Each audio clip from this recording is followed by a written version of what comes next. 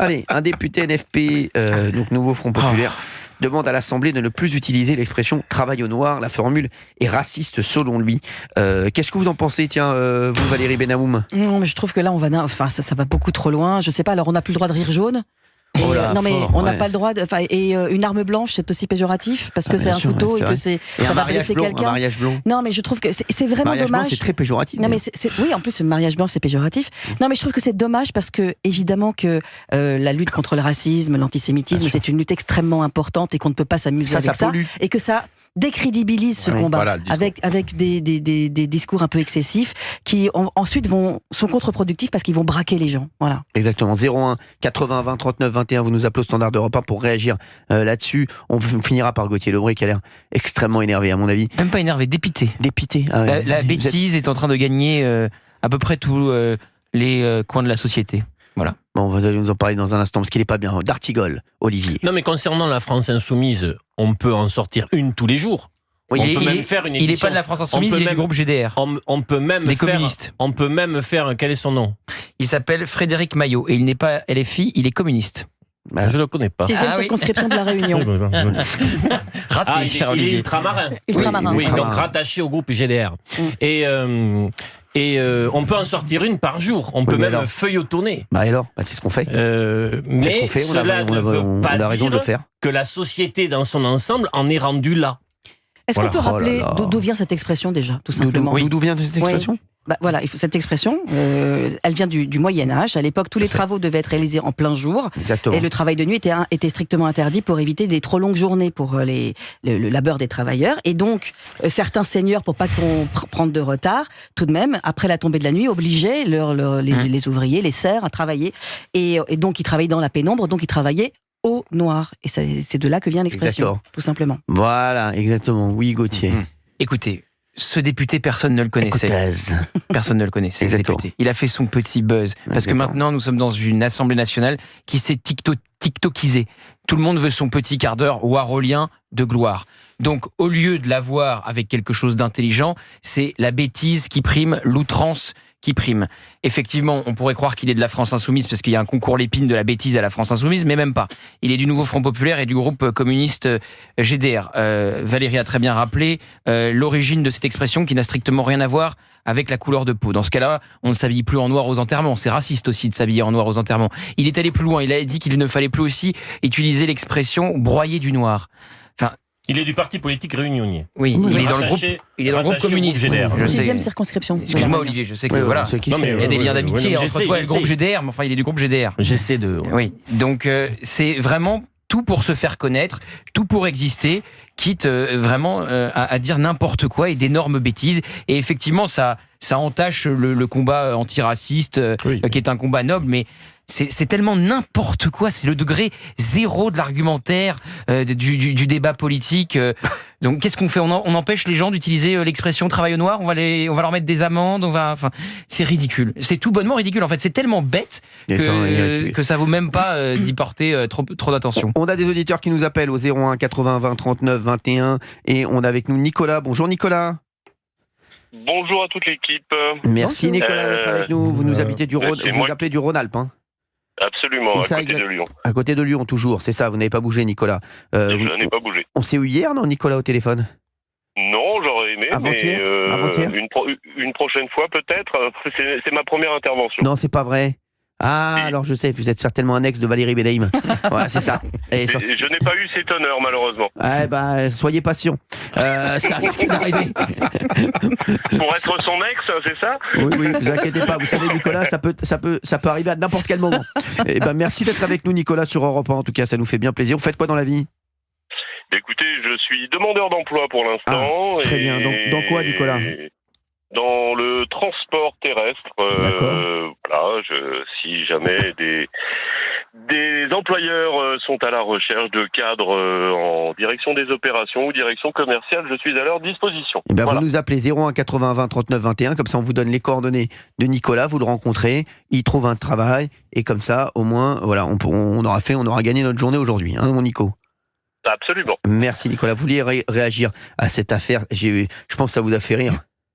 Alors, en préambule, je voulais avoir une spéciale dédicace pour messieurs D'Artigol et Lebret, que je suis très régulièrement. Et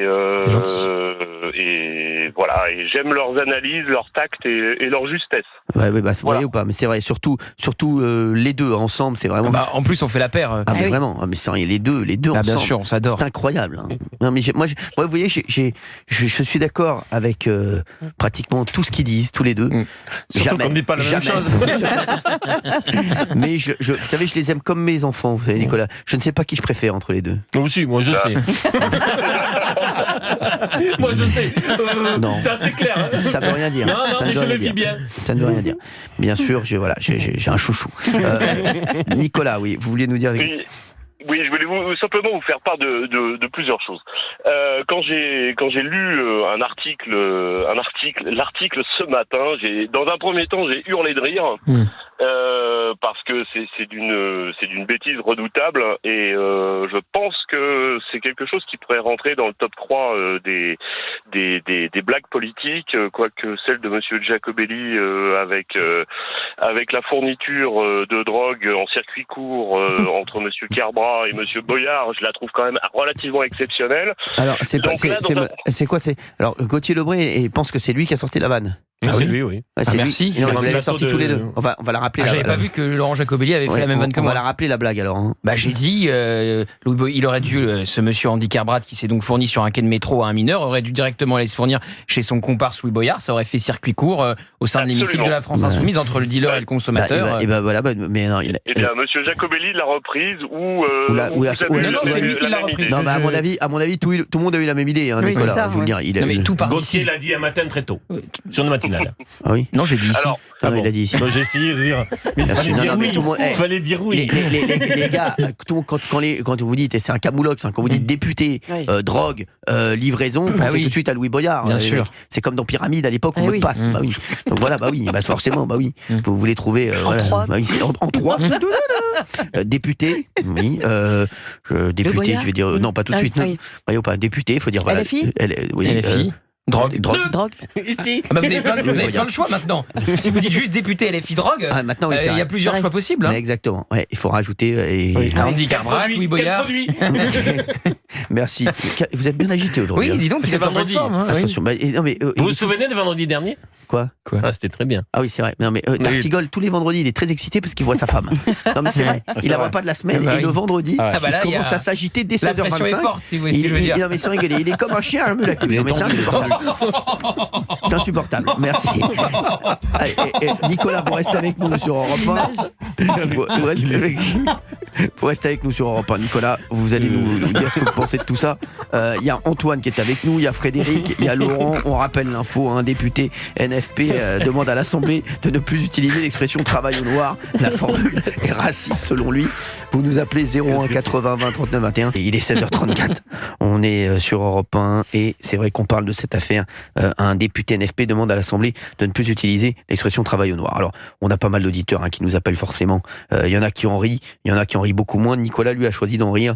Nicolas qui nous appelle et qui habite dans le Rhône-Alpes, c'est ça?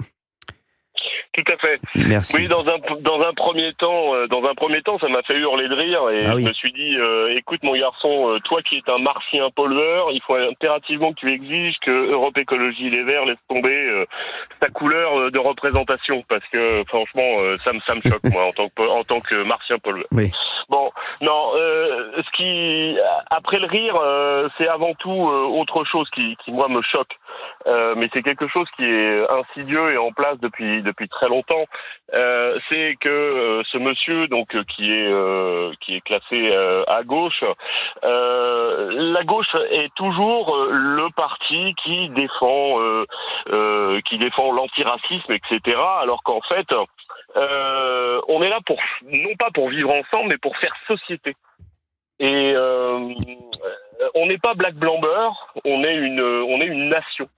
Et par rapport à ça, je suis extrêmement choqué. Et si je repense, j'ai une pensée particulière pour un monsieur d'origine africaine qui était présent à un meeting d'Éric Zemmour et qui avait été vilipendé comme étant le black de service. Tanguy, et voilà, non, je suis. C'est quelque chose qui me choque. Tanguy David, exactement. Tanguy David. Voilà. J'ai une pensée pour ce monsieur parce que lui, le travail au noir, ça doit pas le gêner de le dire.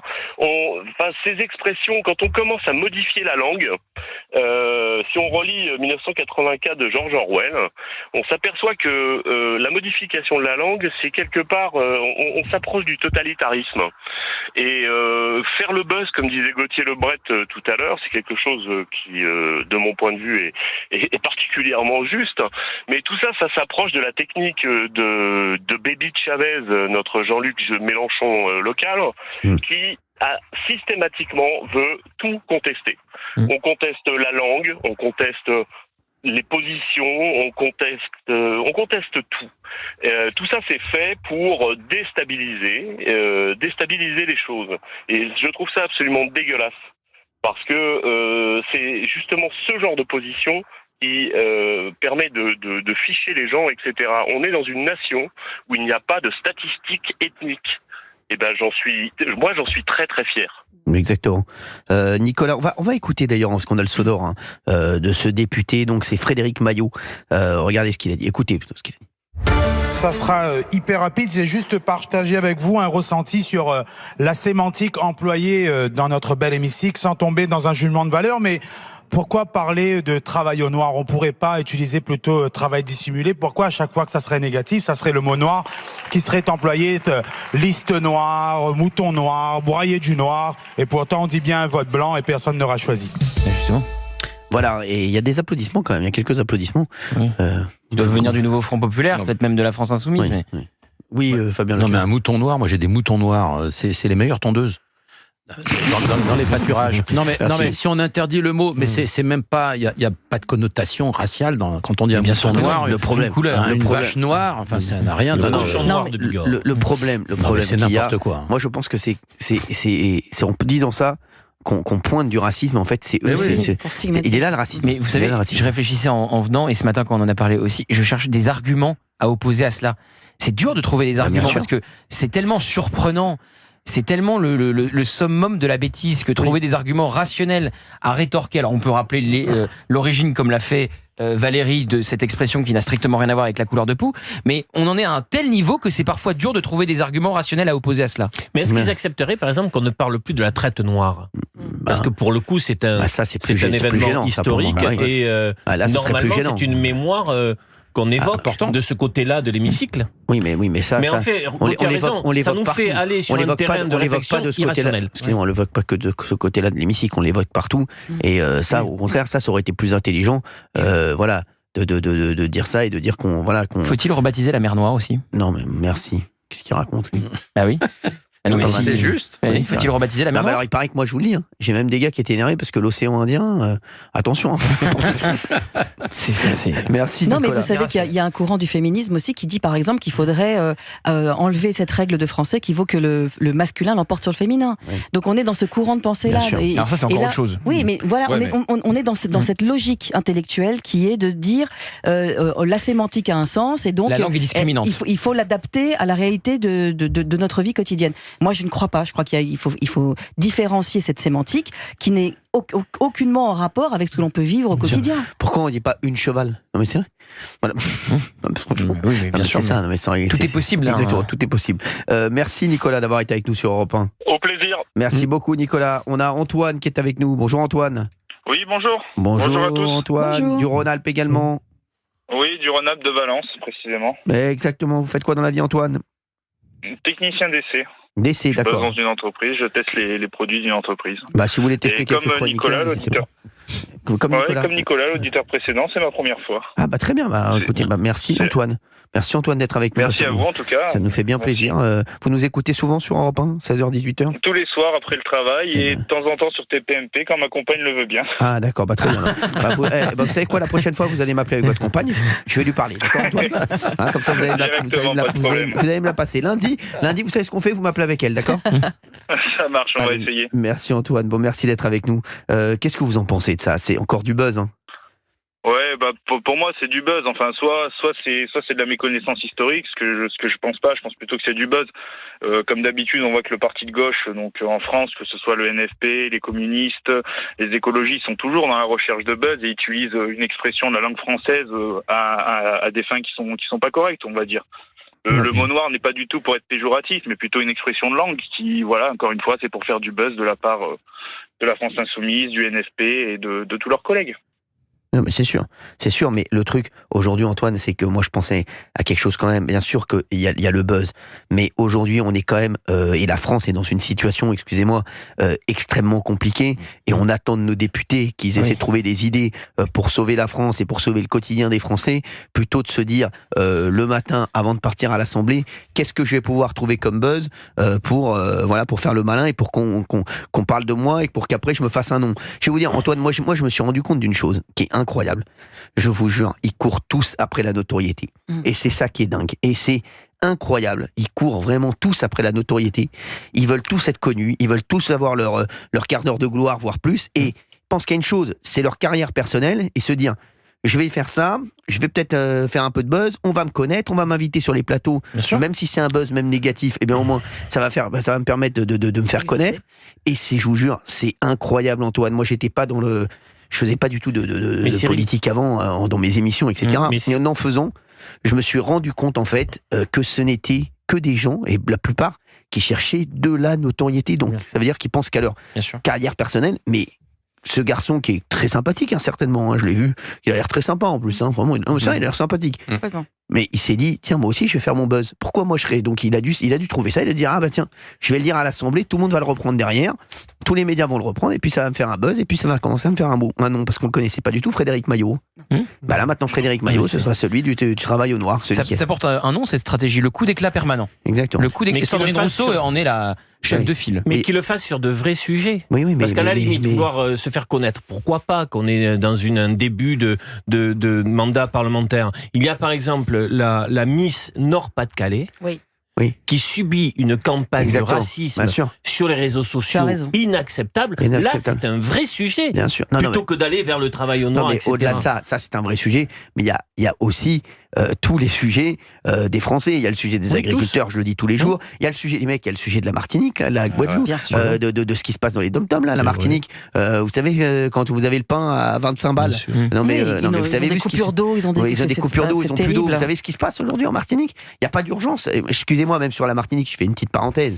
On trouve, il faut rappeler, la Martinique, la Guadeloupe, la Réunion, c'est la France. Il ne faut pas l'oublier, c'est la France. C'est vrai. Mais ce sont vraiment les oubliés, excusez-moi.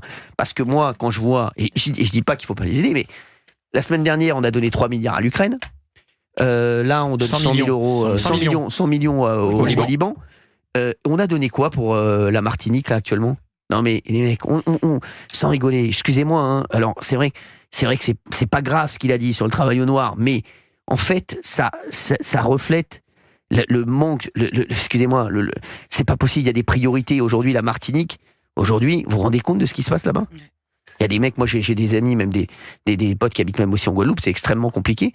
Mais par contre, on donne 3 milliards à l'Ukraine, on donne 100 millions au Liban. Mais aucun département métropolitain n'accepterait la situation d'un département d'outre-mer. Exactement, aucun. Mais on les laisse tomber. On les laisse tomber. On peut pas débloquer un peu d'argent pour nos amis des dom-toms? Non mais sans rigoler, excusez-moi Antoine, parce que ça me rend fou en fait. Je trouve que vraiment c'est hors sol total. Et moi je sais pas où ils trouvent l'argent. En fait, il y a des 3 milliards qui sortent comme ça, des 100 millions, des 500 millions. Mais pour nos amis, pour les gens qui en ont besoin, on peut pas avoir aussi un grand plan pour les agriculteurs?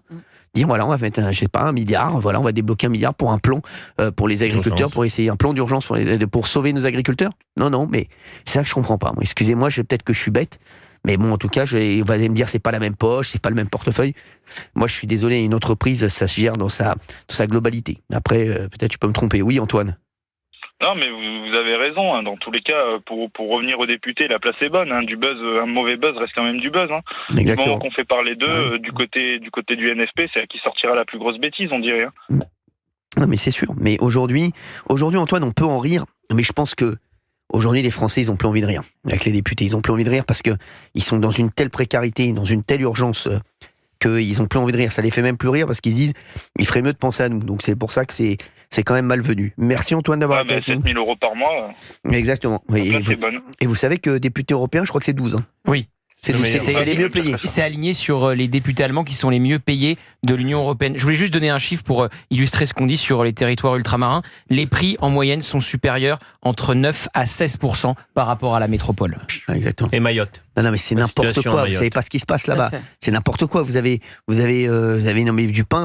Le pain il passe de, je sais pas, c'est 1,10 € à 11 €. Ouais, ça exactement. Ouais. La bouteille d'huile c'est 9 €. Elle est à 17 aujourd'hui, en Martinique. Mais pourquoi on est passé Ils payent les trajets en avion et l'importation dans les territoires ultramarins qui partent parfois des produits parfois du continent européen. On trouve pas de solution pour eux. C'est la France. Il faut pas qu'ils l'oublient. Bien sûr. Parce que j'ai l'impression que la France, on veut aider tout le monde sauf les Français. Une fois que plus, c'est ce que je dis.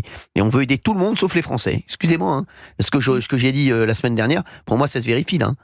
Ça se vérifie avec cet exemple qui est quand même. Cet exemple de ce qui se passe dans les dom-toms est tellement symptomatique de ce que je disais. C'est-à-dire que c'est à l'autre bout du monde. On s'occupe des problèmes dans le monde entier. On veut aider le monde entier. Vous avez remarqué. Tout le monde. Dès qu'il y a un problème, on veut faire les malins, on veut aider tout le monde. Mais là, les Français là, qui habitent dans les dom-toms, faut pas oublier, on oublie un peu trop que c'est la France. Par contre, quand il s'agit de faire un voyage dans les dom-toms avant les élections pour aller montrer sa ganache, je peux vous dire qu'ils y vont, ils le prennent l'avion. Non mais c'est sûr, voilà, donc il faut à un moment, c'est quand même, franchement, on nous prend vraiment pour des jambons. Merci Antoine d'avoir été avec nous. Merci à vous tous. Merci Antoine, merci d'être là, merci d'être avec nous sur Europe 1 entre 16h et 18h. Il y a Frédéric qui est avec nous, bonjour Frédéric. Allô, oui. Bonjour Frédéric, merci d'être avec nous sur Europe 1. Cyril. Merci d'être là. Merci Cyril. Merci. Alors moi je tenais déjà à vous dire Cyril que je vous apprécie beaucoup. Merci je vous beaucoup. suis depuis des années. Merci, et j'adore vos émissions. Je trouve scandaleux qu'on va vous arrêter. Alors on va tout faire pour rester. C'est pluriel, parce que c'est pluriel, c'est diversifié, on parle de tout. Moi ça me change des actualités des fois moroses. Merci Frédéric. Mais Frédéric, vous savez, voilà ce que je viens de dire à l'instant, ça va pas leur plaire. Mais bon, mine de rien, c'est seulement on n'a pas le droit de le dire parce qu'ils vont dire oui, si Hanouna il dit trop de choses, il faut peut-être arrêter de le mettre sur Europe 1, il faut peut-être lui couper sa chaîne, faut peut-être, vous savez, c'est un petit peu comme ça maintenant. Mais bon, à un moment. Vous dérangez parce que vous dérangez ceux qui veulent pas que ça dérange. Ils veulent rester dans leur conformisme. Et c'est ça. Et puis, mais le truc, moi je sais pas ce que vous en pensez, Frédéric. Mais avec ce qui se passe aujourd'hui dans les dom-toms, avec ce qui se passe partout, on trouve des milliards. On les trouve. Moi, j'ai travaillé dans les dom-toms, Cyril. Ouais. Ah oui. Et je peux vous dire que le problème des dom-toms, j'ai travaillé en Martinique pendant 3 ans quand j'étais jeune. D'accord. Le problème des dom-toms, c'est une ancienne colonie. Oui. Y a les Békés qui ont mis la main sur cette île, que ce soit la Martinique, la Guadeloupe. Moi, je travaille beaucoup des Martiniquais aussi. D'accord. Et ils ont mis la main. Moi, j'y suis retourné il y a 30 ans après, et c'est devenu de pire en pire à Fort-de-France. Il y a une insécurité, il y a beaucoup de drogue, de crack. Et en fait, les béquets ont mis la main sur tout. Vous pouvez pas acheter une voiture si ça passe pas par un béquet aujourd'hui. Il faut expliquer ce que c'est qu'un béquet. C'est un ancien colonial. Voilà, c'est les descendants. Ce sont les descendants européens des premiers colons. Ils représentent 1% de la population de l'île et ils possèdent de nombreuses infrastructures économiques. Voilà, exactement. Et moi-même, j'avais travaillé pour un béquet. J'avais été reçu il y a 30 ans. C'était hallucinant. Il y avait, on va dire comme ça, il y avait une doudou qui nous servait. Elle avait la clochette. Elle avait encore une espèce de une vieille bâtisse coloniale avec des grands chiens. Enfin, c'était hallucinant. Je viens me retrouver dans une autre dimension. Et c'est toujours comme ça. Et c'est ça le problème. Et aujourd'hui, les Martiniquais, les Guadeloupéens demandent qu'une chose. C'est un peu ce qui s'est passé au Brésil. C'est-à-dire que quand il y a eu la décolonisation, on a mis en jachère, on a donné le terrain, on a donné les propriétés, quand on a décolonisé. Ça s'est pas fait en Martinique, ni en Guadeloupe. C'est resté aux mains des béquets. Et ça, l'État ferme les yeux. L'octroi de mer, les taxes qu'il y a, c'est la plupart, au niveau du port, sont récupérés par les béquets. Donc ils ont mis la main sur l'alimentaire, ils ont mis la main sur les voitures. On les a complètement laissés tomber, excusez-moi. Ah oui, c'est honteux. C'est honteux. Ce qui est devenu la Martinique, on les a laissés tomber complètement. Les prix alimentaires sont 40% plus élevés que ceux en métropole. C'est n'importe quoi. Je vous dis, on les a complètement laissés tomber. Donc voilà. Vous vouliez réagir quand même sur cette expression-là, donc travail au noir qui dérangeait ce député Nouveau Front Populaire. Qu'est-ce que vous en pensez ? Moi, ma femme est africaine. Elle est noire. Elle est congolaise. Elle est de Brazza. Et aujourd'hui, ce que je trouve lamentable, elle aimerait qu'on arrête de parler des Noirs sans arrêt. Elle aimerait qu'on lui foute la paix. Quand il y a eu l'histoire sur Aya Kamura, etc., ça lui a pas plu. On a marre que de stigmatiser, en fait. En fait, on stigmatise, on sectorise. À ce moment-là, on va retirer le nom de Pinot Noir, on va retirer le Stendhal rouge et noir, on va retirer, quand vous allez boire une bière, vous demandez une blonde ou une brune. Enfin, je veux dire, si c'est parti comme ça, on va pas s'en sortir. C'est vrai que la bière, je suis sûr que ça peut, vous savez que ça peut arriver, ça. Frédéric, vous dites un truc, je suis sûr que certains woke vont finir par nous dire, on veut plus que les bières soient des blondes ou des brunes, c'est stigmatisant. C'est sexiste. Mais je vous jure, Frédéric, je vous jure que ça, même Gauthier est d'accord avec moi, je suis sûr que ça peut arriver. Quand on ouvre la porte de la bêtise, vous savez, après c'est illimité. Hein, on peut bien sûr. Mais moi, Frédéric a dit quelque chose. Moi, je pense que en mettant le doigt sur un truc comme ça, travail au noir, et dire ça, pour moi, le racisme est là. Excusez-moi de vous dire ça. Hein. Le racisme est là. Mais c'est lui qui pense à la couleur de parce que nous, on pense pas à ça. On pense pas à ça, en fait. Non. Mais oui, mais y penser, c'est ou faire du buzz, ou justement, pour moi, être raciste. Je suis désolé, mais moi, je pense... Et en toute sincérité, moi, je travaille avec beaucoup de Noirs, j'ai 8 nationalités différentes. On ne dit jamais... Parce que travail au noir, on le dit jamais à nos salariés, on n'en parle pas, on va pas le dire parce qu'on sait c'est déjà péjoratif, donc on va pas le dire. Moi, je veux dire, Frédéric, par exemple, il y avait un truc, moi, qu'on ait arrêté d'appeler certains moments tête de nègre, moi, ça me dérangeait, tête de nègre. Oui, ça me dérangeait. Je trouvais que vraiment, là, moi, ça me blessait, ça me dérangeait. Bien sûr. Vraiment. Ce mot est horrible. Ce mot est horrible. Les Noirs, c'est différent. Les Noirs, quand vous appelez un noir veut s'appeler un noir, il ne veut pas s'appeler un nègre ni un black. Bien sûr. Les deux mots péjoratifs pour un noir, pour le qualifier, c'est black et nègre. On dit noir, et ils sont fiers de leur couleur. Mais après... Et le noir, c'est pas moche, hein. C'est plutôt joli, le noir. Moi, j'ai ma femme qui est noire, elle est très jolie. Mais moi, je comprends pas qu'on sectarise comme ça. Mais c'est ça. Mais je voulais que je vous dise, Frédéric, moi, j'y pense même pas quand je suis avec mes potes. Je me dis pas, je suis avec un noir, un arabe, un juif, un français. Quand le travail est mal fait, Cyril, ça vous fait rire. C'est ce qu'on dit quand le travail est mal fait. Dites-nous. Oui. C'est pas le terme. Oui, qu'est-ce qu'on dit? Oui.